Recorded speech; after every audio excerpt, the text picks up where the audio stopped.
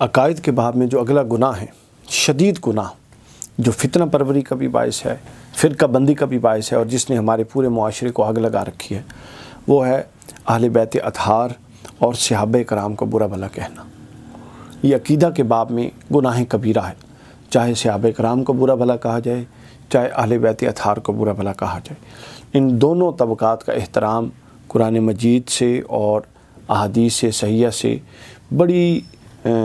وضاحت اور صراحت کے ساتھ ثابت ہے۔ صحابہ کرام کے حوالے سے لے لیتے ہیں۔ پہلے اللہ رب العزت نے بھی فرمایا، صحیح بخاری اور احادیث مبارکہ میں بھی ہے، حضور صلی اللہ علیہ وسلم نے فرمایا، یہ حدیث جو ہے حدیث حسن ہے، حضرت انس بن مالک اس حدیث کے راوی ہیں، عن انس بن مالک قال قال رسول اللہ صلی اللہ علیہ وسلم من سب اصحابی فعلیہ لعنۃ اللہ والملائکۃ والناس اجمعین، کہ جس نے میرے صحابی کو گالی دی بس اس پر اللہ کی بھی لعنت، فرشتوں کی بھی لعنت، اور سارے لوگوں کی، اہل ایمان کی لعنت۔ اور آگے فرمایا لا یقبل اللہ منہ صرفم ولا عدلا، اور اللہ اس کے فرض یا نفل کوئی عبادت قبول نہیں فرماتا۔ یہ بڑی وضاحت کے ساتھ بیان ہو گیا۔ اسی طرح ایک اور حدیث پاک صحیح بخاری کی حدیث کہ من عادی لی ولیًا، جس نے میرے ولی کے ساتھ دشمنی کی، معروف حدیث، اللہ فرماتا ہے میں اسے اعلان جنگ کروں گا۔ تو صحابہ کرام اور اہل بیت اطہار سے بڑا ولی کون ہے؟ عام طور پہ ہمارے یہاں مزاج بن گیا کہ اس حدیث کو بعد ازاں جو اولیاء صالحین آئے ہم ان پر منطبق کرتے ہیں، وہ بھی درست ہے، لیکن یہ جو اولین اولیاء تھے ان پر بھی یہ منطبق ہوتی ہے اور بدرجہ اولیٰ منطبق ہوتی ہے۔ تو اللہ نے فرمایا، اللہ کے رسول نے، صحیح بخاری میں ہے کہ پہلی جلد میں، کہ جو شخص میرے کسی دوست سے دشمنی رکھے گا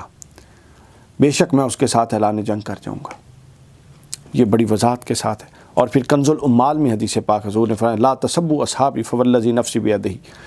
بے شک حضور نے فرمایا میرے صحابی کو گالی مت دو،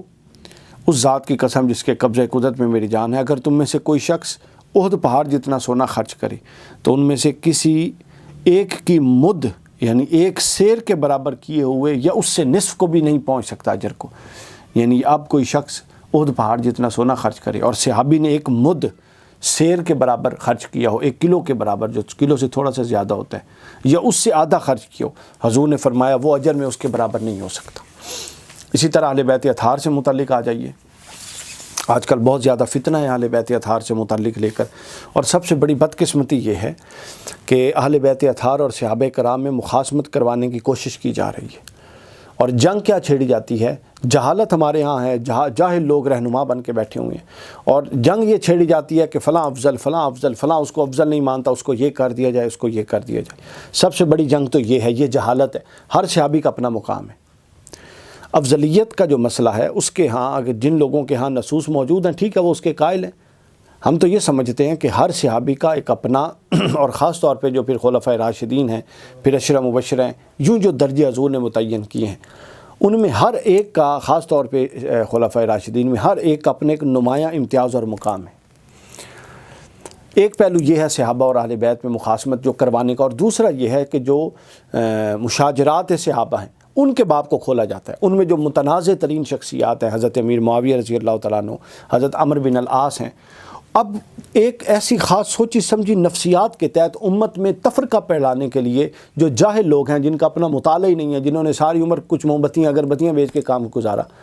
اب وہ اس طرح کی اپنی اس سادگی اور جہالت میں اس طرح کے معاملات کر دیتے ہیں کہ اب وہ کیا ہوا کہ جب آپ حضرت امیر معاویہ کا ذکر کریں گے، اب ان کا کردار تاریخ میں ایک متنازع کردار ہے نا، یعنی کچھ ایسی غلطیاں ہوئی ہیں ان سے، متنازع کردار ہے، جو اہل بیت اطہار کے حق میں کچھ نہ کچھ ایسے معاملے ہوئے۔ یہ سب مانتے ہیں کہ حضرت علی حق پر تھے، حضرت امیر معاویہ حق پر نہیں تھے۔ جب یہ بات طے ہے تو آپ 1,14,000 یا 1,24,000 یا 1,40,000 صحابہ میں سے چھوڑ کے جب 1-2 کو پکڑ لیں گے تو وہ خیر کی بجائے الٹا شر کا باعث ہوگا۔ آپ کی نیت امید ہے، امکان ہے خیر کی ہو، لیکن خالی نیت سے کام نہیں چلتا، یہ بھی دیکھنا ہوتا ہے الفتنۃ اشد من القتل، اور آپ معاشرے میں فتنہ پھیلا رہے ہیں جو قتل سے بھی شدید ہے۔ تو لہٰذا اہل بیت کا بھی اور صحابہ کرام دونوں کا مقام اور مرتبہ اور تکریم اپنی اپنی جگہ ہے، ان میں کوئی تقابل نہیں ہے، ہر ایک ہمارے سروں کے تاج ہیں۔ حضور صلی اللہ علیہ وسلم اہل بیت کے حوالے سے کتنے، صحابہ کے حوالے سے کتنے کننگ تھے میں نے بتا دیا، اب اہل بیت کے حوالے سے کتنے حساس تھے سن لیجئے۔ ان ابن عباس قال قال رسول اللہ صلی اللہ علیہ وسلم، یہ سنن ترمذی کی حدیث ہے، حدیث نمبر 3789، اور مستدرک حاکم کی حدیث ہے 4716، اور شعب الایمان امام بہقی کی حدیث ہے 408۔ حضرت عبداللہ بن عباس فرماتے ہیں کہ حضور صلی اللہ علیہ وسلم نے فرمایا احب اللہ لما یغدوکم من نعمہ واحبونی بحب اللہ واحبوا اہل بیتی لحبی، فرمایا کہ اللہ سے محبت کرو وہ تمہیں نعمتیں دیتا ہے، اور فرمایا مجھ سے محبت کرو چونکہ بحب اللہ میرے ذریعے اللہ کی محبت نصیب ہوگی، اللہ کی وجہ سے مجھ سے محبت کرو، اور میری اہل بیت سے محبت کرو میری وجہ سے۔ 3 محبتیں حضور نے سکھائیں۔ اس کے بعد سنن ابن ماجہ حدیث نمبر 140، مستدرک حاکم حدیث نمبر 6960، حضور نے فرمایا، اور حضرت عباس بن عبد المطلب اس حدیث کے راوی ہیں، بیان کر رہے تھے وہ، انہوں نے حضور کو ایک شکایت کی کہ یا رسول اللہ قریش کی جماعت سے جب ہم ملتے ہیں تو وہ آپس میں تو بڑے اچھے مل رہے ہوتے ہیں، لیکن جب ہم اہل بیت میں سے کوئی شخص ادھر جاتا ہے تو وہ اپنا رویہ بدل لیتی ہیں۔ فرمایا فقال، انہوں نے آ کے جو شکایت کی، وہ کہتے ہیں جب ہم جاتے ہیں تو ان کا چہرہ ایسے ہو جاتا ہے جیسے ہمیں جانتے ہی نہیں ہیں۔ حدیث کے لفظ ہیں اس حوالے سے، حدیث پاک میں آیا کہ وہ ایسے اپنا چہرہ بنا لیتے ہیں جیسے کو ہمیں وہ جانتے ہی نہیں ہیں۔ وَإِذْ لَقَوْنَا بِوَجُوهٍ لَا نَعْرِفُهَا، جب لوگوں سے ملتے ہیں تو اچھے ملتے ہیں، لیکن جب ہم سے ملتے ہیں تو ایسے ملتے ہیں ہمیں جانتے ہی نہیں ہیں۔ حضور نبی اکرم صلی اللہ علیہ وسلم نے جب یہ سنا فقال فغضب النبی صلی اللہ علیہ وسلم غضبا شدید، حضور شدید غضبناک ہو گئے، فرمایا والذی نفسی بیدہ، اللہ کی قسم لا يدخل قلب رجل الایمان حتی یحبکم للہ ولرسولہ ولقرابتہ، قسم اٹھا کے فرمایا کہ میں قسم اٹھاتا ہوں کہ اس شخص کے دل میں ایمان داخل نہیں ہو سکتا جو میری اہل بیت سے سب سے پہلے اللہ کی وجہ سے، پھر رسول میری وجہ سے، اور تم سے میری قرابت کی وجہ سے محبت نہ کرے، یعنی اہل بیت سے محبت اس لیے بھی کرے کہ اللہ کا حکم ہے، اور اس لیے بھی کرے کہ رسول کی قرابت ہے، 2 وجہ سے۔ اور پھر دوسری حدیث میں بھی فرما دیا لا يدخل قلب رجل الایمان حتی یحبہم للہ ولقرابتہم منی، تم سے اس لیے محبت کرے اللہ کے لیے اور میری قرابت کی وجہ سے۔ اس کے بعد آگے بہت ساری احادیث ہیں جس میں یہ وضاحت کر دی کہ اس کے دل میں ایمان بھی نہیں داخل ہو سکتا۔ مستدرک حاکم کی حدیث ہے 5359، اس میں آپ نے فرمایا کہ تم میں سے بہترین وہ ہے خیرکم خیرکم لأہلی من بعدی، تم میں سے بہترین وہ ہے جو میرے بعد میری اہل بیت کے ساتھ بہترین سلوک کرے گا۔ بڑی وضاحت کر دی۔ اب اس کے بعد دیکھیے کہ اہل بیت کے بغض کے حوالے سے بھی حضور نے فرما دیا، جس طرح میں نے صحابہ کرام کے حوالے سے عرض کیا۔ یہ حدیث پاک امام احمد بن حنبل نے مسند میں روایت کی ہے، مسند احمد بن حنبل حدیث نمبر 26791، اور امام حاکم نے مستدرک میں روایت کیا حدیث نمبر 4615، اور امام نسائی نے السنن الکبریٰ میں روایت کی ہے حدیث نمبر 8476۔ فرماتے ہیں کہ عبداللہ بن جدلی رضی اللہ تعالیٰ عنہ سے روایت ہے کہ حضرت ام سلمہ کی خدمت میں حاضر ہوا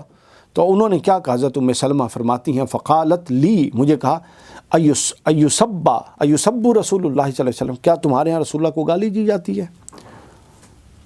قلت معاذ اللہ، میں نے کہا یہ کیسے ہو سکتا ہے، اللہ سے پناہ چاہتا ہوں۔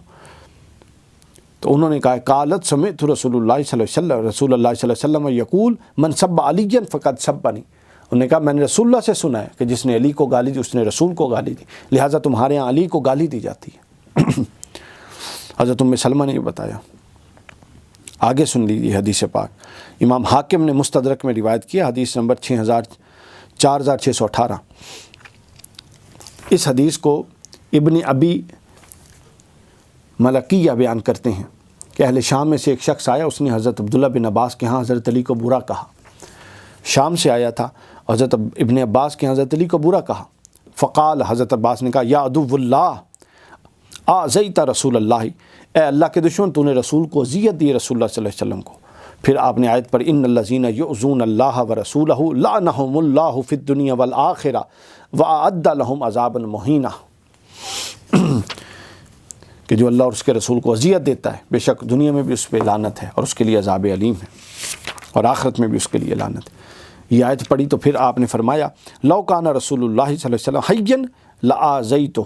اگر حضور حیات ظاہری میں ہوتے تو نے یقیناً ان کو اذیت دی، چونکہ حضرت علی کو گالی دی تھی، برا بھلا کہا تھا۔ اسی طرح بہت ساری حدیث، آخری حدیث جو صحیح ہے علی شرط شیخین، امام حاکم نے اس کو بیان کیا، المستدرک حدیث نمبر 4640، ابن عباس سے روایت فرماتے ہیں قال نظر النبی الیہ صلی اللہ علیہ وسلم، حضور نبی کریم صلی اللہ علیہ وسلم نے میری طرف یعنی علی کی طرف دیکھا اور فرمایا اے علی تو دنیا و آخرت میں سردار ہے۔